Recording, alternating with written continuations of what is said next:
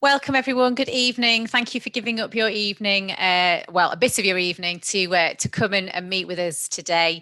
I'll just do some introductions. So my name's Abby Henderson. I'm a professional advisor here at the CSP. My region particularly is Yorkshire and Humber, but I do work nationally on other projects as well. I am a physiotherapist by background. I am paediatrics. That's my specialty, and I had 20 brilliant clinical careers treating children who were mostly under fives who had problems with their development and their movement, which was absolutely fantastic. But now, as I say, I work for the CSP as an advisor. Steph. Hi everyone, I'm Steph. I'm the CSP student coordinator and I'll be supporting Abby. And if you've got any questions about membership during the presentation, just put them in the chat and I'll hopefully be able to help. So obviously we've introduced ourselves. So there's not a huge number of you, but it would be really nice to just know a little bit about you as well. So what we'd really love you to do is in the chat, just as I'm chatting through, is to just introduce yourself. Just your first name is fine, and what university you're from, or even just say hi. But that would be great if you would share that information with us, just so we know who we're talking to a bit more. Throughout the presentation, if you do have any comments, any thoughts, any questions, Steph is going to ably run the chat side of things. She's going to be putting links through that are useful to you all the way through the presentation. So it'd just be worth just keeping an eye out for those. Keep the chat open so you can see, but also that's your way of asking questions as well. So what's tonight about? So tonight is about introducing the CSP to those of you who don't know us already. So very aware that some of you are members already, which is great, and we're really pleased to see that. Some of you are probably coming to find out a bit more about the CSP, and we'll obviously cover that as well. But also what we thought we'd do today is really put a bit more of a focus on CPD, and I'll talk a bit more about exactly what CPD is as we move along. So that's and how the CSP can really help you with that really important CPD that is so important to start from a really early stage of your career, which is what you're at. But before we do anything, let's do the usual housekeeping bit. Just feel free to ask questions in the chat. If you want to come on and say something, that's absolutely fine as well. Just bob in the chat that you'd like to speak. That's not a problem at all. We'll probably pick up your questions towards the end of the presentation as we go through. But firstly, before I introduce the CSP to you, I really just want to say an absolute huge congratulations on choosing such a fantastic career to go into. I love being a physiotherapist, and I always have done, and it's such a varied career. The options that are open to you are just amazing at the moment, and I have literally just tweeted about what an amazing time to be a student, and it absolutely is. There are so many opportunities for you. We also recognise that particularly now is a really challenging time for you, and I think I just want to start by saying that we really acknowledge that. It's a challenging time for all globally, and particularly I think those working in healthcare and students trying to continue with their studies. We recognise the challenges, and we hope that the CSP has been supporting your university, and hopefully you sort of perhaps indirectly as well. So just a little introduction about the CSP and sort of what these things mean. So we are the UK's only physiotherapy specific multifunctional organisation. We are a professional body, an educational body, and a trade union. And just to explore a little bit more about what that actually means, as a professional body, we're really here to promote and further our profession. So we really care about healthcare, we care about patient outcomes, and what we want to do is really promote physiotherapy the best that we can within that context. That's who we're here for. We're here for you as physiotherapy students. We're here for chartered, that's qualified physiotherapists, and also for support workers as well, to support you and then more broadly as a profession to move forward. We know what physio can offer, and it's our job to really influence those who perhaps don't know as much as we do. So that can be up at a sort of government level, trying to lobby for really good quality rehabilitation for patients, or it can be supporting members to lobby locally to get get physiotherapy really at that top end in everyone's consciousness about what we can offer. And COVID has been incredibly challenging, but it has opened some opportunities for the profession to really showcase what it can do. And I'm hoping that you've seen some of that either on the news or on documentaries or in written press, because I think there's been some really fantastic coverage of the great work that our profession are doing. What we also do as a CSP is we really shape the profession. So the profession looks very different now to how it did, say, 50 years ago or even 10 years ago. And it's the CSP's role to really shape that, to really determine what that looks like. But this isn't about, just the CSP staff deciding what physio should look like. This is about working with our members, of which we want all of you to be, to really determine what that profession should look like. It's not up to us to decide that. What we need to do is work with all of our membership body to determine what that looks like.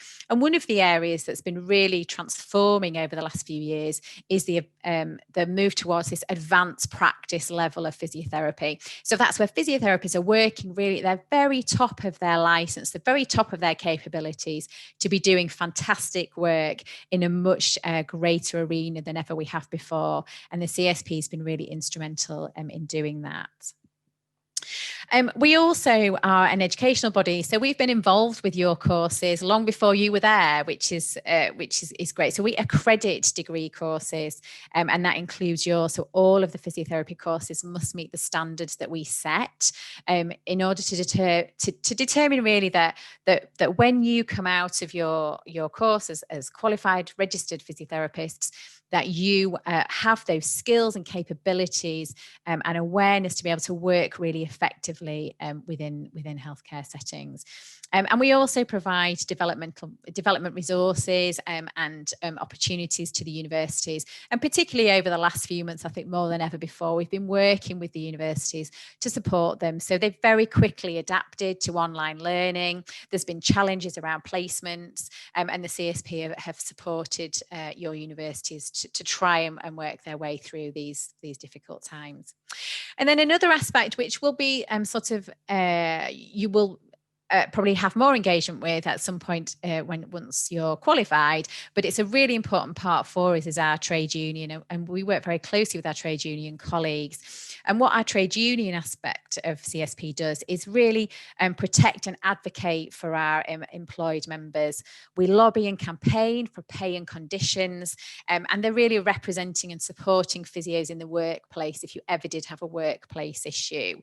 And another side of that is that the trade union, my trade union colleagues really campaign on issues such as human rights, equality, employment rights, and also wider issues around social justice, which is another function of them. And the other really important thing to say is that once you qualify as a physiotherapist, you can only call yourself a chartered physiotherapist if you are actually a member. So we give you that chartered status, and we have a huge number of physiotherapists and support workers and students within our membership as well. So we've got a quick poll here just to see if anyone's done their homework about how many members you think the CSP has. I think it's come up now. But yeah, absolutely. 61% of you are absolutely right. We now have 60,000 members. Which is fantastic, and it's actually gone up since these slides were done, because I'm pretty sure mine's just about to come up with 59,000 in a moment. Is it going to come? Yeah, there we go. So we've now tipped over to the 60,000. I think what's really crucial to realise when we see that strength of membership is that that's about 95% of physiotherapists we think are members. So that shows you that it's unusual to find a physiotherapist who isn't a member of the CSP. And that really shows that the strength that we have behind us as an organisation. So we have that strength in numbers, but you as students are really vital to that. You are the future of our profession. And when we say we are member-led, we really do mean that and include students within that, because you will help shape the next generation of what physiotherapists will look like. It's really good to see here what our vision is, and I think you'll find that we really live by this vision, and when we are within the CSP and thinking about what work we should be doing, we really do come back to this. So this is about, for us, transforming lives, maximizing independence and empowering populations. And if you just have a look at that vision and then think about the reasons that one of the reasons you said that you came into, you wanted to come into the profession, and just have a think, do they align? Do they match? Does your vision match ours?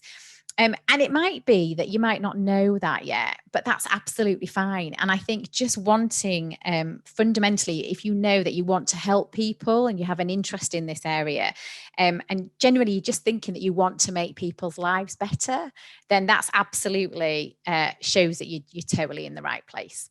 And that as you develop that even further, hopefully you'll see that aligns to our vision, and all our members contribute to the CSP community, and we all work together towards this shared vision.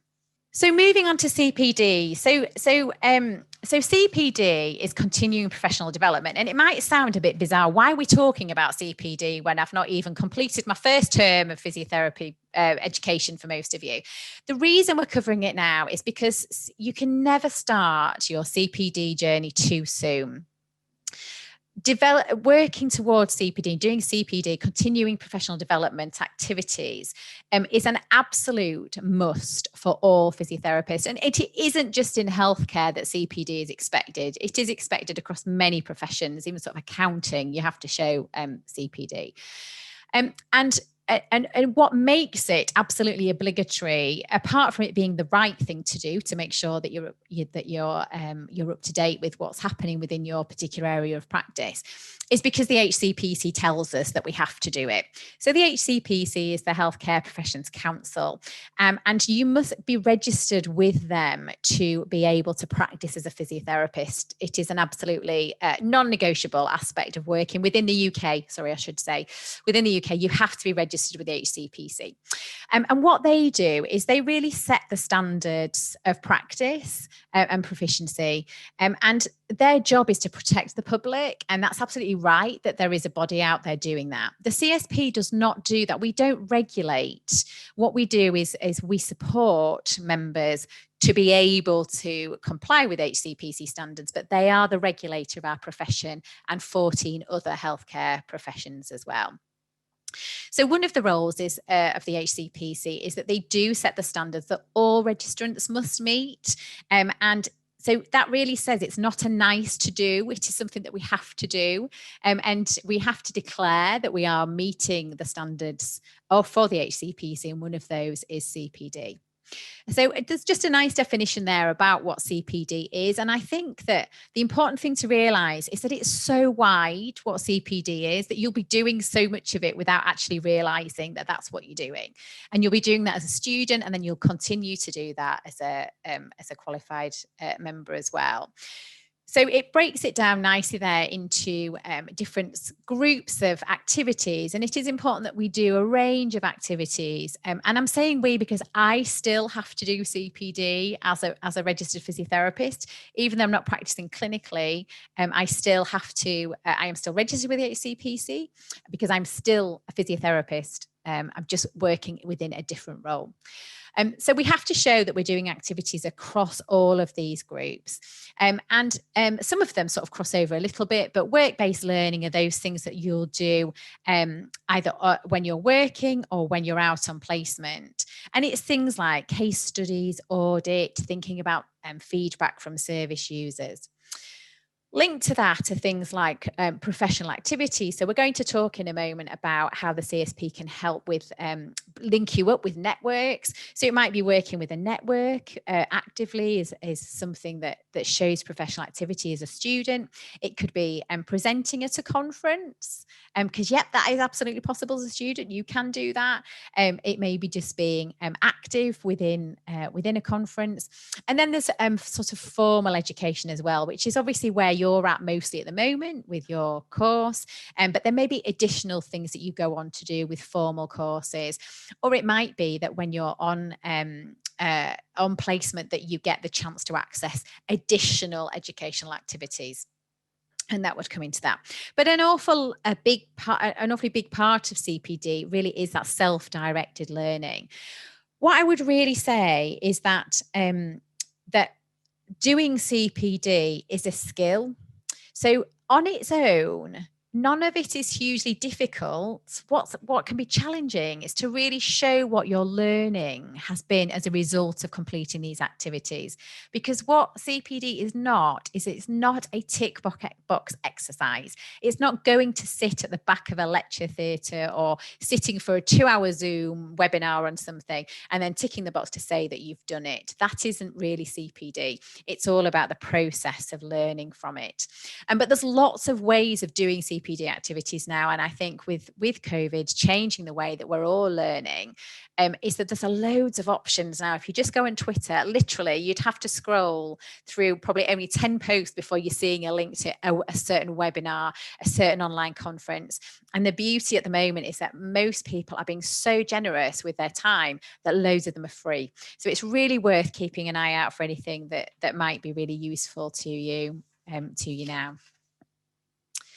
So we're just going to go on to talk about what the standards that the HCPC set for us around CPD.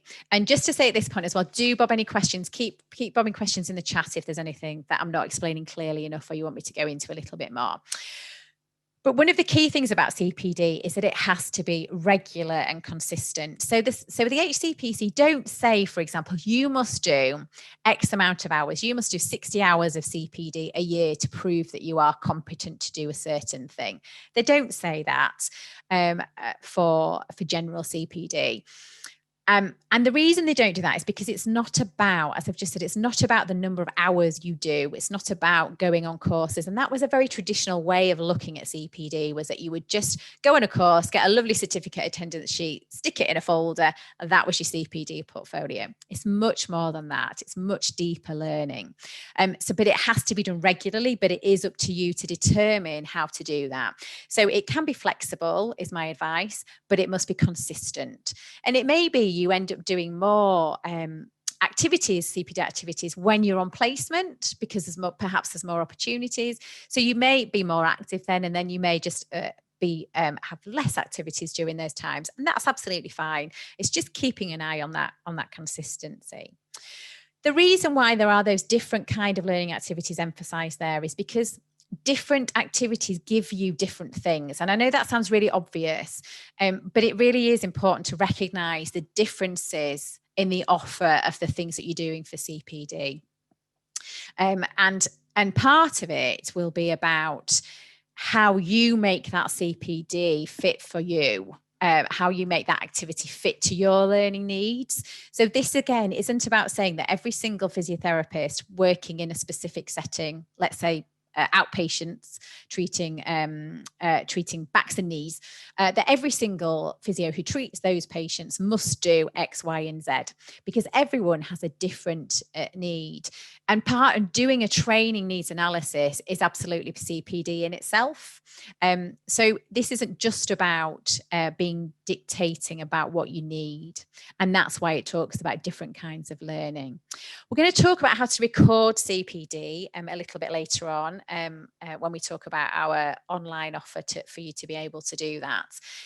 But it is really important that you do keep a record of it. It's really easy to think, I'll always remember doing that. I don't need to write it down now. And believe me, you never do. So keeping a record. But the key thing, and this really is crucial to me, is that you're carrying out these things that are going to improve your practice and benefit your users. So there's a part of CPD that is about maintaining your competence. So you develop the skills at university, but then you keep going with them to make sure that you are staying competent. And that's about, really keeping patients safe. But then there is also the element of improving your skills and self to deliver that best patient care. And what you've got to think about is what you're learning now. It's also new to you, and I really understand that, and it can feel an awful lot. but what you're learning now, some of it will change and can change quite quickly. So obviously things like, the hamstring insertions and the way a knee flexes and extends is not going to change. Anatomy is not going to change.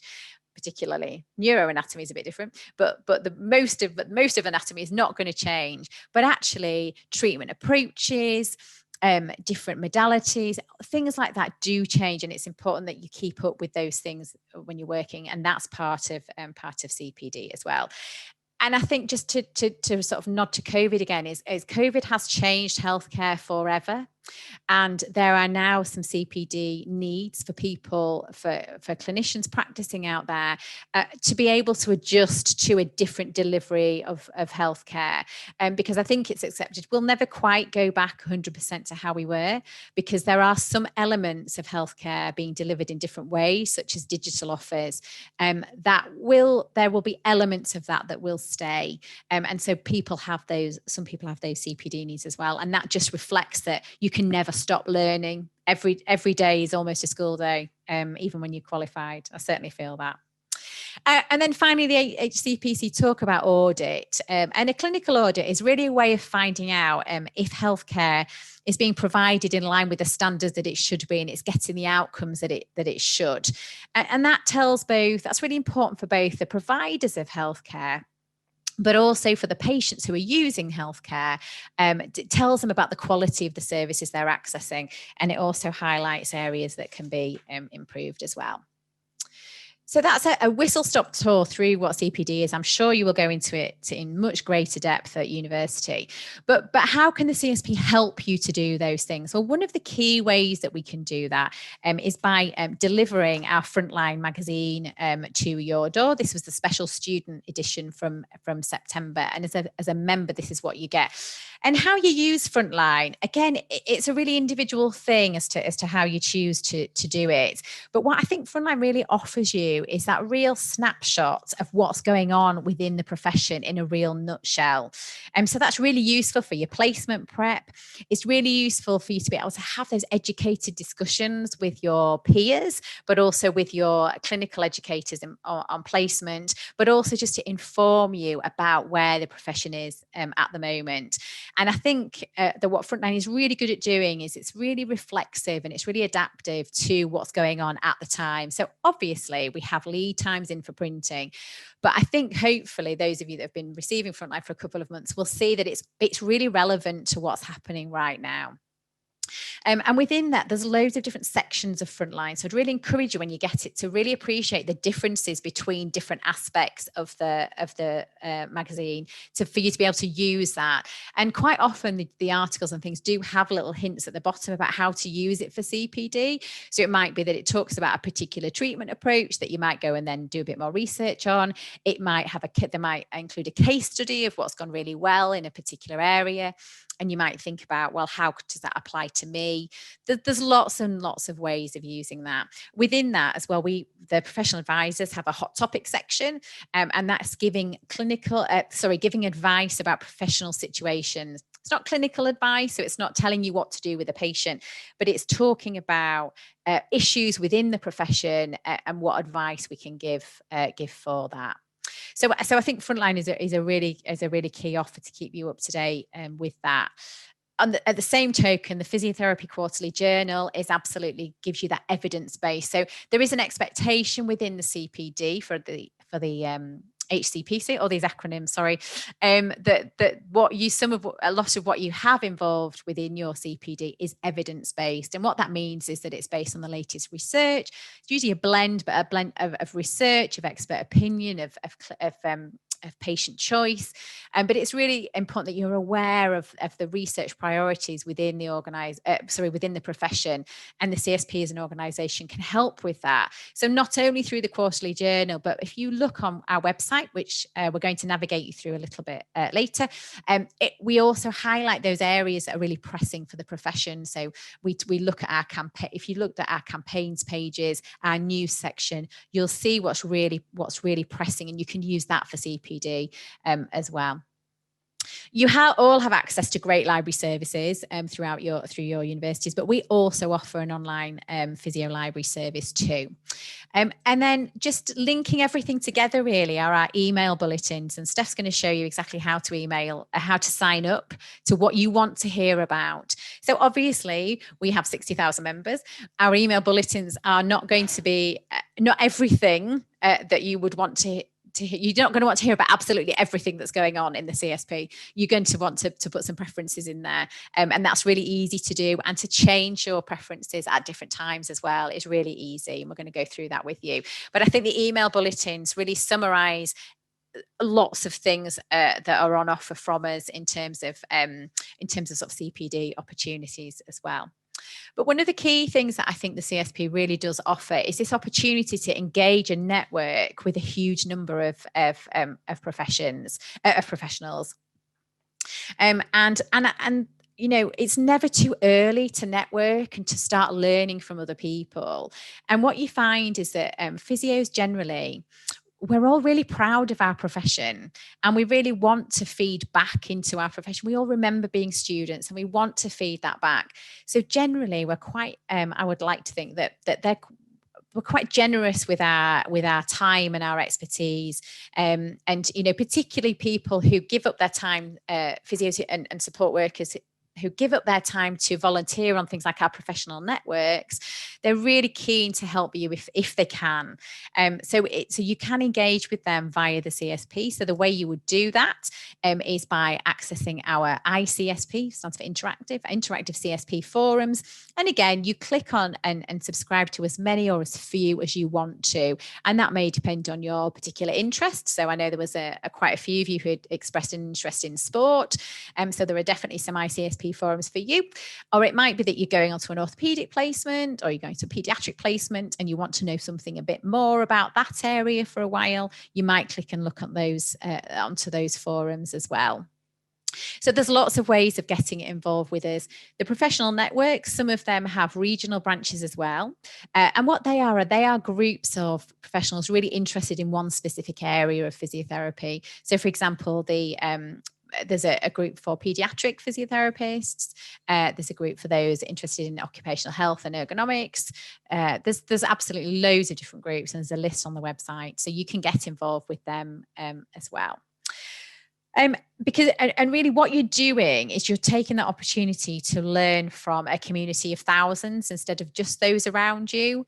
And what I'd say as well is it is absolutely fine to lurk on those forums. You don't ever have to post anything. You don't ever have to ask anything, but you can gain an awful lot of insight into into any issues that you're thinking about. It's a really good way of just trying to increase your knowledge in a different way.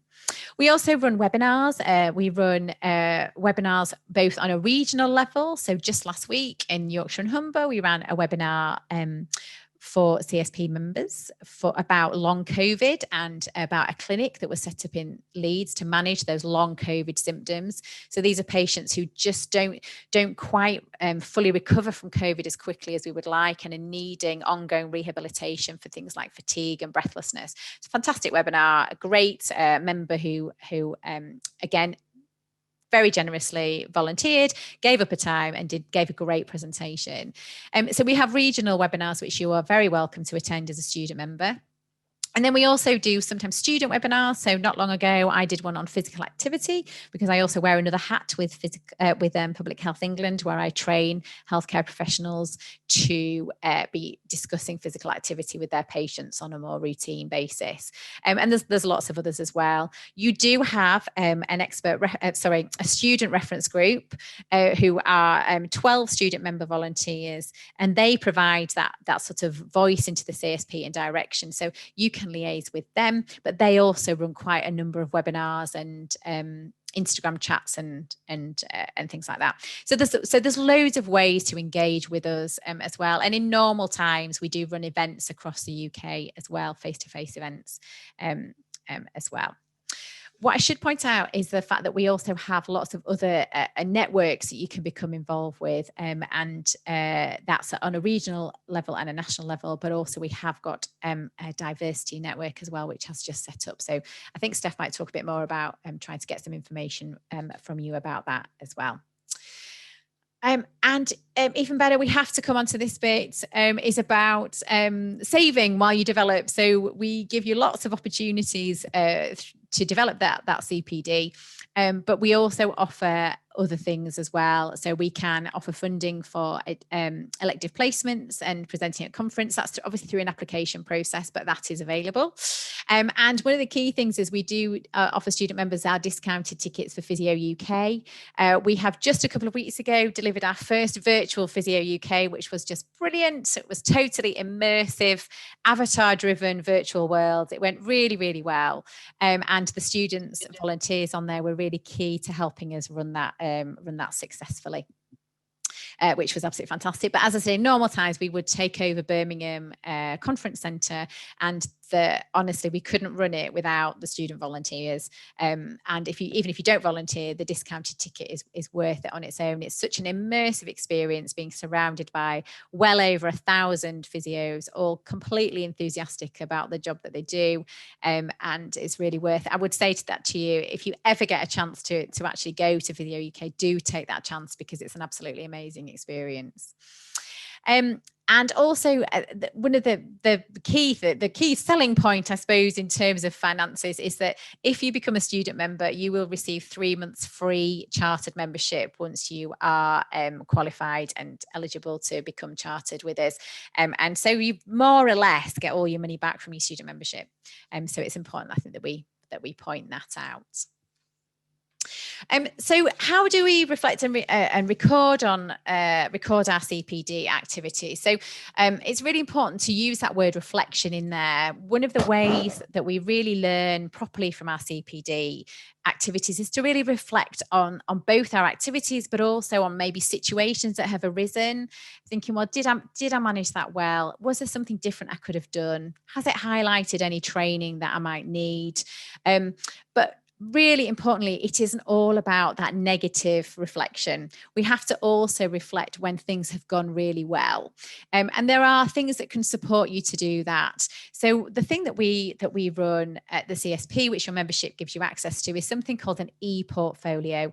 Exactly as it says on the tin. Instead of having all your pieces of paper in a file, is that you just record them electronically, which is a much easier way of accessing them. And maintaining some form of portfolio, however you choose to do it. But it's really crucial because it's a tool to show that you're meeting those range of requirements linked to CPD. And the HCPC, once you're qualified, they can call on you to demonstrate how you are meeting their standards of proficiency and competence. And the only way you can evidence that is by going back onto your portfolio to show what you've been doing. And the portfolio is a really great way of doing that. So it captures what you've done and why you did them, and it shows what you've learned. And if you get into these really good habits now, it will set you in really good stead for when you are coming to apply for jobs, because most employers will ask to see some form of portfolio. You never have to ask to see the whole thing. It is a confidential thing for you to use, but you will pull out bits of it that you might take to an interview. But it also talks about, if you use it properly, it's also about why you did them, why you chose those activities, what you've learned, and how that's affected your practice, which is the key thing. So it's a record of your professional development and your expertise, but that reflective component, that evaluative component of, okay, where am I now? What are my learning needs? And how am I going to get them? And you can absolutely do that as a student. So you may, for example, complete your neuro modules, your neurology modules. You may do a neuro placement, but you might still just think, okay, where am I now then? I've done this and I've done that. What's left? Where are my needs? And how am I going to try and meet those needs as well? And that's really sort of the nuts and bolts, really. It's that evidence of you achieving those things. and you will use it, you will refer to it constantly. So you will use it at job applications, but also for your interview prep to remind yourselves. As I said before, you will so easily forget these learning things that happen because they're not always huge light bulb moments. They can be small things that happen in your practice that you think, actually, do you know, I've really learned a lot from that.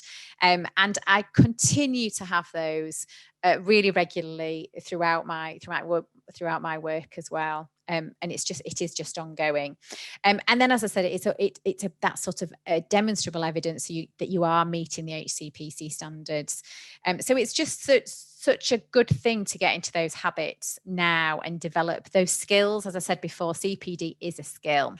So the e-portfolio is one way you can do that. And what I really like about it as well is that there are templates on there for you to use. So it's quite difficult, I think, just to start writing about a reflection on a particular incident or something that's happened. But using the templates on there can be really useful.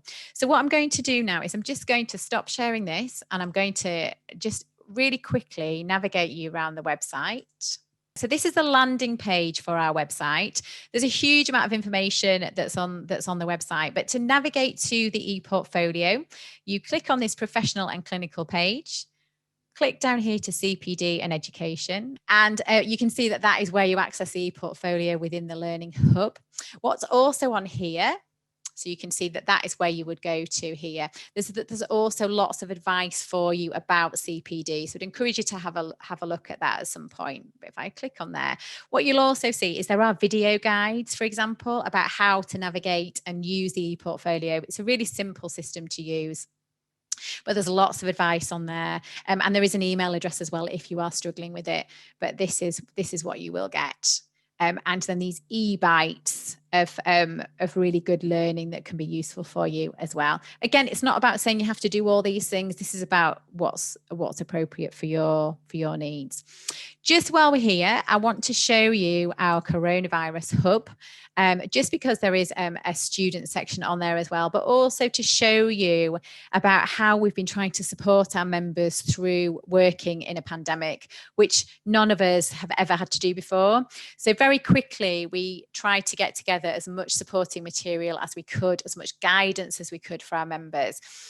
So it's really worth just having a flick over here. So behind each of these tiles, there is another set of things to click on. So I'm not going to go through by any means all of them, but I just wanted to show you here that there is an area for students and universities to look at, which might be useful for you. So I'm going to stop sharing now. I think Steph's going to really quickly talk you through how to register for the email updates that you might wish to. Thanks, Abby.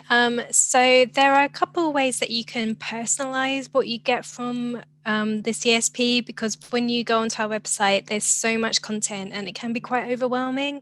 And we also know it's quite difficult sometimes to just find the time to find things. So it's much easier to subscribe to emails, subscribe to forums, so that you can then be able to receive those things into email. So here I am on the website.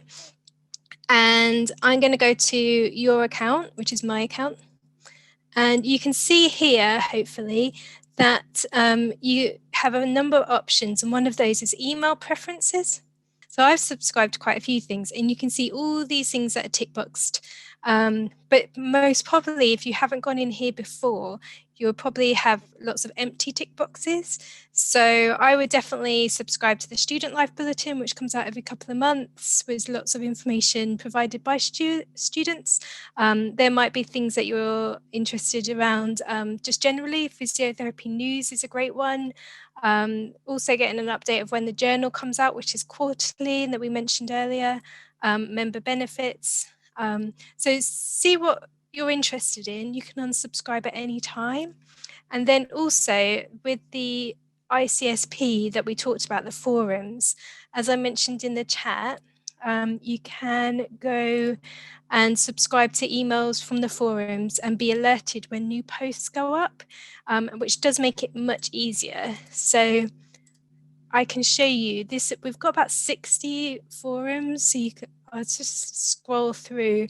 There are so many different types of things. So some of them are regions, some of them are around types of members, some of them are about specialisms.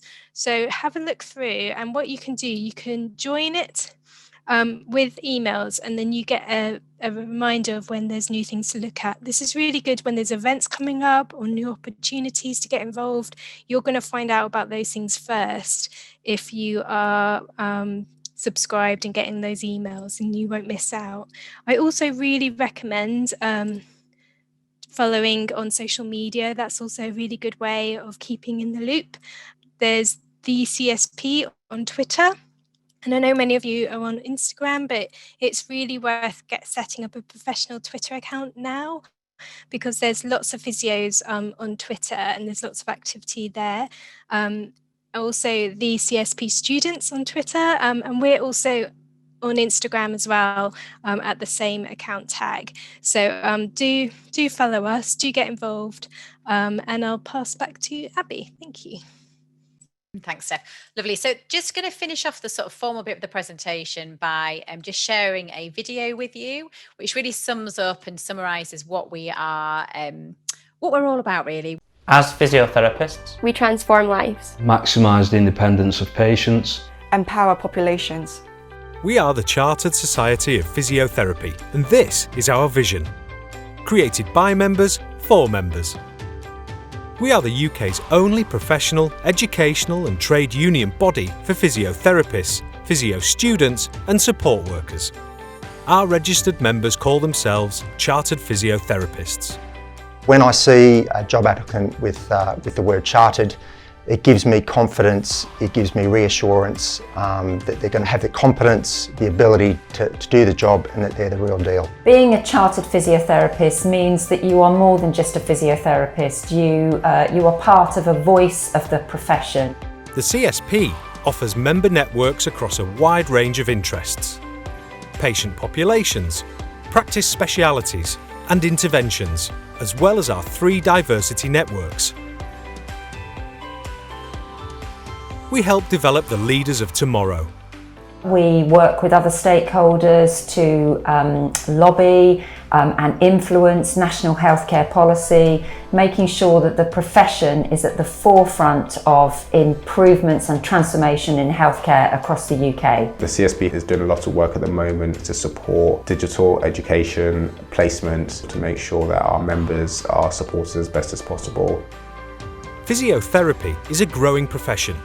We have more than 59,000 members and 10% are students, the future of the workforce.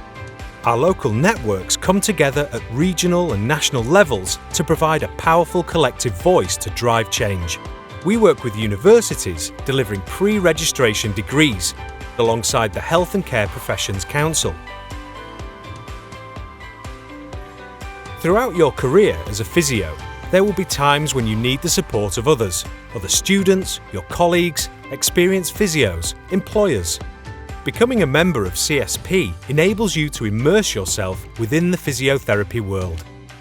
Being part of the CSP enables you to be part of the wider physiotherapy community and expand your professional networks.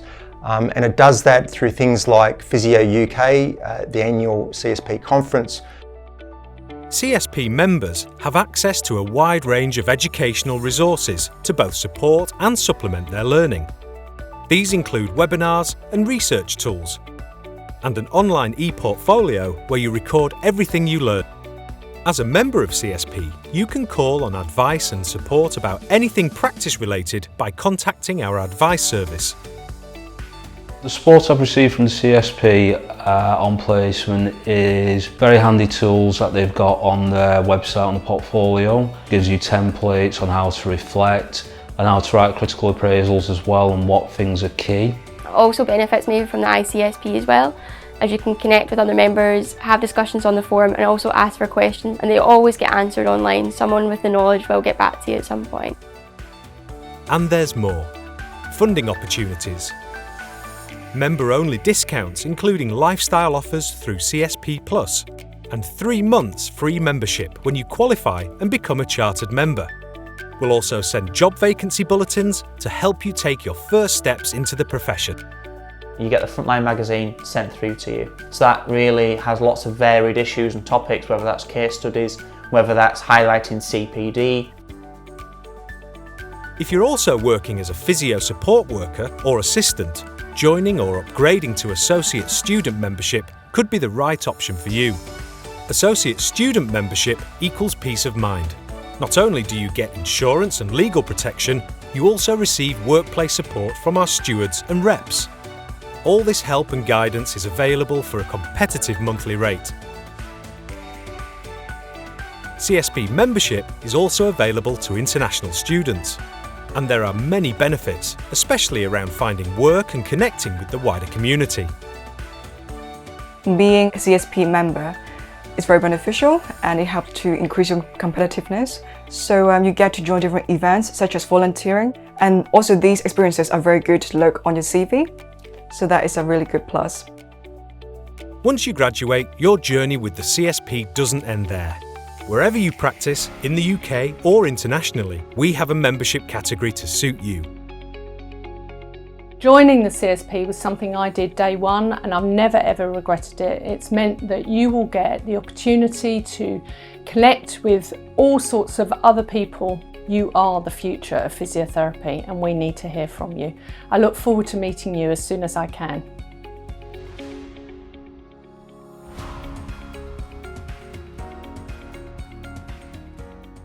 So there's a question which I think came up earlier as well, I was going to come to, about would an attendance certificate for a webinar, just flipped off, be proof of CPD? So an attendance certificate is not by itself going to tell you very much. So it is useful to keep, and definitely because it's a trigger of a memory of something that you have done. But if you just had a portfolio that was full of 100 certificates, but no evidence of how you've applied it, what changes you've made, what you've learned from it, reflections from implementing something on it, then that on its own wouldn't be really enough to say that you've completed a rounded, had a rounded experience of CPD.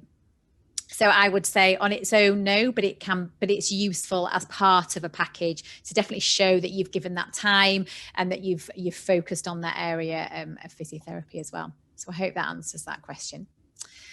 If we've subscribed to the monthly subscription, do we get a reminder each month to pay, or how does it work? Steph's going to correct me, but I think it's a direct debit, Steph, isn't it? So it just comes out. It just comes out of your account once you confirm your membership. Question from Kenneth about what CPD activities we should be looking at for your portfolio. So I think that your universities will be able to guide you on how to use what you're doing in your formal studies to guide your CPD. But what I would say is anything that you do extra outside your formal studies to enhance your understanding of something, to increase your awareness, that counts as CPD. So it's about keeping a record of that, but also your reflections on that. What did you learn? Did you have a light bulb moment? Because you might well have that. Was it something about the presentation that was really effective for you? So is it something about your style of learning? So it doesn't always have to be about the exact topic. It might be that you reflected on it and actually you're learning well from podcasts, for example. And there are some specific podcasts for students out there as well, which again, I'm sorry, I'm very Twitter biased because I don't do Instagram, but there's a lot of them that come up on Twitter as well. So it can be really broad and really wide, and it's not meant to be prescriptive. But I would say as a year one student, it's about things to do with your learning analysis, your learning style, as well as the sort of the bigger things as well. But do ask your university tutors for advice on that. They're really well aware of the type of things that you should be doing. Recommend having a physical portfolio? No, I don't think I would. This question about would you have a physical one and an online one? You're bound to gather sort of physical things along the way. I would be tempted to keep it in one place, but that's probably just for my organization or lack of organization skills. I'd be tempted to scan things in. Most physical things you get now are emailed, and I would say that not even everywhere you go you get an attendance certificate these days, because it is much more about how you apply the learning than necessarily the tick box to say you've been. So I think that is that is better suited, I think, to sort of online forms, because it's quicker, you don't risk losing it, you can keep it updated really well, you can archive things, you don't have to go through, get the situation, showing my age now, where I ended up with like 3 folders and having that agonizing decision, do I throw it, do I keep it, is it relevant? So I think I would say go for one, but I would really encourage the electronic version, because I just think that is the way that it's going. And who knows in the future whether prospective employers will ask you to submit something electronically in advance of an interview. I don't know, but then you sort of got it all prepped. That would be my personal opinion there. Thank you so much again for giving up an hour of your evening. I hope you found it useful, and do stay in touch with us. Follow us on Twitter. I think I put my hashtag in very cheekily in the chat there, but at Abby Hend, do keep in touch with us, and absolutely best of luck with your studies moving forward.